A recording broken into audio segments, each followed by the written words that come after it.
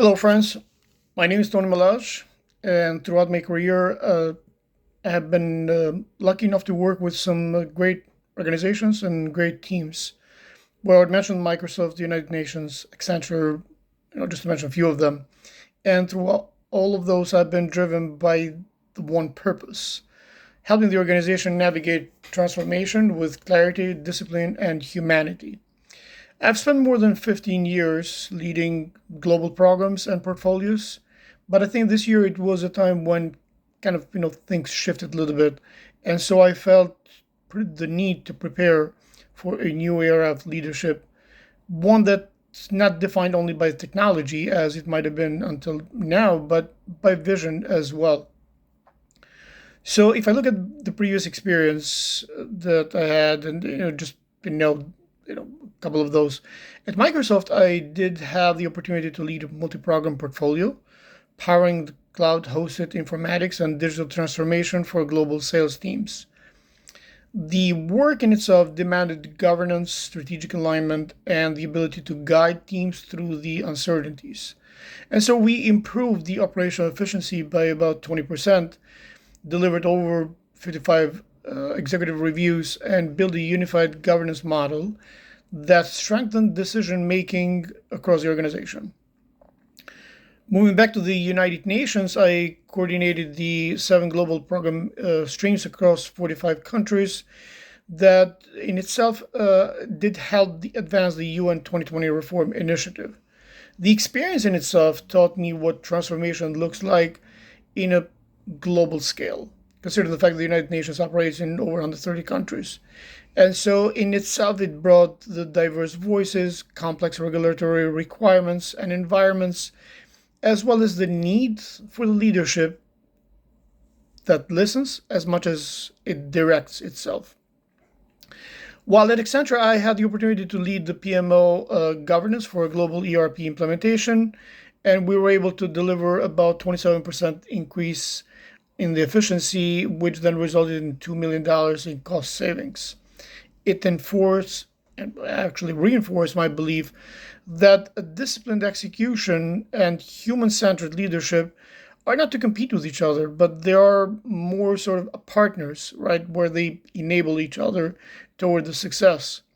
And across these roles, as well as the other roles that I had, I have learned that transformation is never just a technical thing. It is a cultural aspect as well. It is emotional and it is deeply human because of the impact that it does have on the workforce. And so looking at the previous experience, I think that's why I chose the to attend the MIT leadership for the AI age. And what struck me the most actually wasn't just the curriculum itself, which I think it is great and it gives you all the necessary the weapons per se in your next journey, in your next fight to have the right digital transformation in your organization, but it was the people itself, right? And what I mean by that is that I sat beside leaders from different industries that I hadn't worked before, leaders that came through a different level from different level of the organizational structure in their businesses. So we had healthcare executive that was reimagining the patient care with the help of the AI, or a manufacturing leader that was transforming the supply chains. So, in a nutshell, there were different industries, different cultures, and different seats or position on the organizational structure, which gave you a different perspectives. And yet, every participant seemed to share one thing: that the belief that the AI is not simply a tool, it is a leadership frontier. So, throughout the course of 8 weeks, we spoke about the responsibilities, about the future of the work, about how AI will reshape the governance, decision making, and the very fabrics of the organizational culture itself. We challenged each other, we inspired each other, or at least I hope so, and we built a shared vision of leadership that is bold, ethical, and deeply human. So the MIT in itself, it reminded me that the leadership in the AI age is not about knowing all the answers. It's about asking better questions. It's about guiding people through uncertainties with courage and clarity that they need. It's about shaping the organizations that are not only intelligent but more compassionate, more mindful of their own resources and their own people. And so, my journey from Microsoft to the UN to Accenture to the current organization where I am, that sits between the marketing, consulting, and the SI implementation, has prepared me to lead transformation.